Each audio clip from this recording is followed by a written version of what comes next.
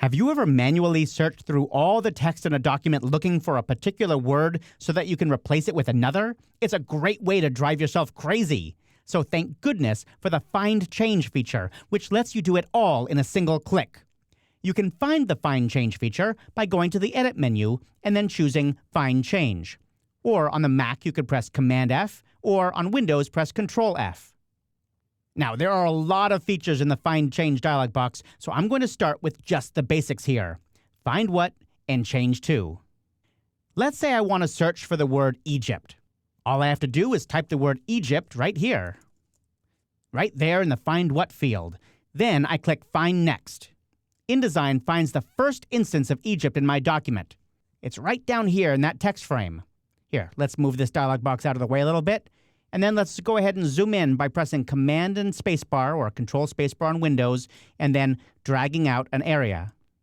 Notice that I can zoom in and even edit this text while the Find Change dialog box is still open. That's really helpful. We can see that InDesign did in fact find the word Egypt, but inside another word, Egyptian.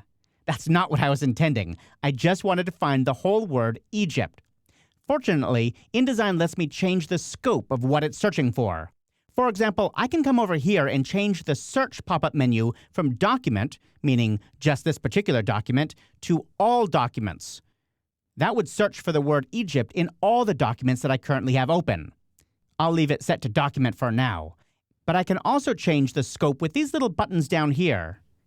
I move my cursor on top of them until I see this little tooltip show up. That tells me what this button does. That one is for including locked layers. This one's for locked stories, so it'll search inside locked stories. This one's for hidden layers. This one's for master pages, so that it'll search on master pages as well. This one is including footnotes. This one's case sensitive. That one could be useful at some times, but not in this case, of course. And now, whole word. That's the one I'm looking for. I want to find the whole word Egypt. So I'm going to click on this button, and that turns it on. And now I'll try again. I'll click Find Next, and it jumps right to the word Egypt. Now, by the way, notice that you can also search forward or backward up here. That is, if your cursor is in the middle of a story, like it is here, and you know that the word Egypt shows up earlier in the story, you can control which direction InDesign will search from the position of the cursor. Now, of course, Find What is only half the equation here. Sometimes you want to find a word and change it to something else.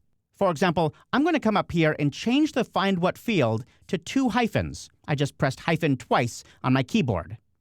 Now, I want to find everywhere that the author typed 2 hyphens instead of a regular M dash, and I'm going to change those hyphens into an M dash by typing an M dash or a code for the M dash down here in the Change To field. So I'll click right there, and I need to type either an M dash or a code. But what is that code? What if I don't remember how to type an M dash? Well, that's where this little pop-up menu over here to the right comes in.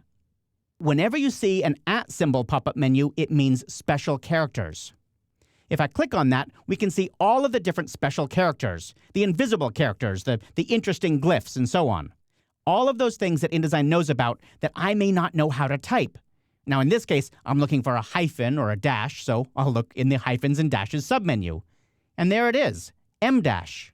When I click on it, InDesign types a special code that I'm never going to remember myself, but fortunately, it does the typing for me. And now I can just click Change All, and it'll change all of them for me, right?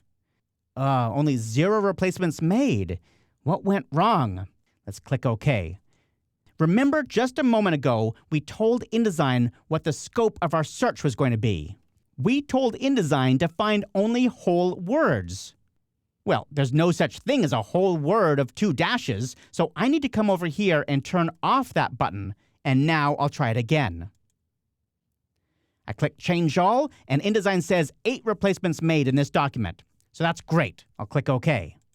Now here's another thing that I use Find Change for. I want to find all the instances where somebody typed 2 or more spaces and replace them with a single space. Now, I could do that myself, but sometimes people use weird spaces. You know, Adobe InDesign has all of these strange spaces like thin spaces or quarter spaces and so on. So what if I want to find all of those? Fortunately, InDesign comes with a bunch of built-in findchange queries, and they all live up here in the Query pop-up menu. These are really helpful, and in this case, I'm going to use multiple space to single space. When I choose that, InDesign adds all the weird codes for all the different kind of spaces it knows about. So I don't have to remember any of that kind of stuff. Now all I have to do is click Change All. And once again, it says 0 replacements made. Once again, it's all about scope. So I'll click OK, and you'll see that the search pop-up menu changed from document to selection. That means InDesign is only going to search through the text that's currently selected, just the word Egypt. So I need to go back to that search pop-up menu and change it to document. So now I'll click Change All, and you can see that InDesign made 347 changes. I love that. Now, there's lots of other things you can do in the Find Change dialog box. For example, you could find text with particular formatting and change it to other formatting. I'm going to cover that in a later chapter. You could also do this thing called grep. You can see it up here, grep in the Find Change dialog box. That's what InDesign used to find all these multiple spaces. And I go into great detail about grep and all the cool things you can do with it in another title in the online training library called 10 Things to Know About grep. The Glyph tab of the Find Change dialog box lets you search for very particular characters in your document. And here in the last tab, the Object tab, that lets you find and change object formatting. For example, you might want to change all of your red frames into blue frames. You can do that with Object Formatting Find Change. I'm going to cover that in a later chapter too.